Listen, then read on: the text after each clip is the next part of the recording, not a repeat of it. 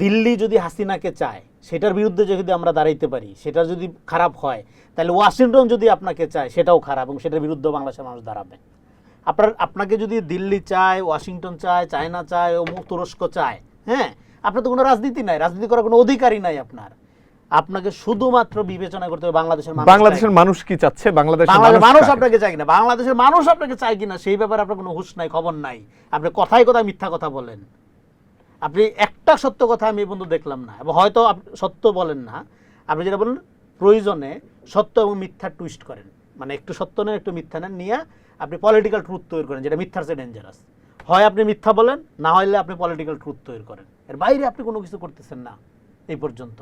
So আপনি তার মধ্যে আপনি জনগণকে, যে প্রোপাগান্ডার রাজনীতি করে সে অলওয়েজ জনগণকে আন্ডারমাইন করে, জনগণকে বোকা মনে করে। কারণ আমি আপনার সাথে মিথ্যা বলবো কখন, যখন আমি মনে করবো আপনি বোকা, তখনই আমি মিথ্যা বলার দুঃসাহসটা করব, এবং এটা করার মধ্য দিয়ে আমি আমার ধ্বংস ত্বরান্বিত করব। সেই রাজনীতি এখানে করতেছে। আপনি কথার মাঝখানে একটা জায়গায় বললেন যে ওয়াশিংটন যদি হাতের ইশারা দেয়, তার মানে ওয়াশিংটন নিউজ, ওয়াশিংটন পোস্টের যে গত পরশু দিনের যে নিউজটা, সেটা ধরে আমি কথা বলছি।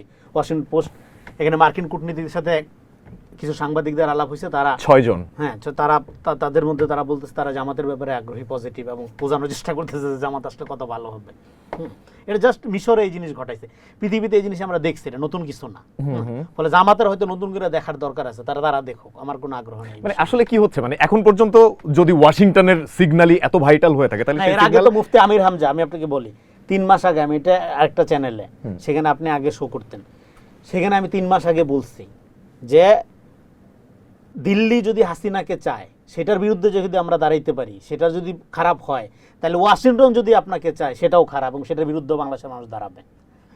আপনাকে যদি দিল্লি চায়, ওয়াশিংটন চায়, চায়না চায়, তুরস্ক চায়, হ্যাঁ, আপনার তো কোনো রাজনীতি নাই, রাজনীতি করার কোনো অধিকারই নাই আপনার। আপনাকে শুধুমাত্র বিবেচনা করতে হবে বাংলাদেশের মানুষ কি চাচ্ছে, বাংলাদেশের মানুষ আপনাকে চায় কিনা, বাংলাদেশের মানুষ আপনাকে চায় কিনা সেই ব্যাপারে আপনার কোনো হুঁশ নাই, খবর নাই। আপনি কথায় কথায় মিথ্যা কথা বলেন। আপনি একটা সত্য কথা আমি এই পর্যন্ত দেখলাম না, এবং হয়তো সত্য বলেন না, আপনি যেটা বলেন প্রয়োজনে সত্য এবং মিথ্যা টুইস্ট করেন, মানে একটু সত্য নেন একটু মিথ্যা নেন, নিয়ে আপনি পলিটিক্যাল ট্রুথ তৈরি করেন, যেটা মিথ্যার চেয়ে ডেঞ্জারাস। হয় আপনি মিথ্যা বলেন, না হলে আপনি পলিটিক্যাল ট্রুথ তৈরি করেন, এর বাইরে আপনি কোনো কিছু করতেছেন না এই পর্যন্ত। সো আপনি তার মধ্যে আপনি জনগণকে, যে প্রোপাগান্ডার রাজনীতি করে সে অলওয়েজ জনগণকে আন্ডারমাইন করে, জনগণকে বোকা মনে করে। কারণ আমি আপনার সাথে মিথ্যা বলবো কখন, যখন আমি মনে করবো আপনি বোকা, তখনই আমি মিথ্যা বলার দুঃসাহসটা করব, এবং এটা করার মধ্য দিয়ে আমি আমার ধ্বংস ত্বরান্বিত করব। সেই রাজনীতি এখানে করতেছে তারা। আন্ডারস্টুড।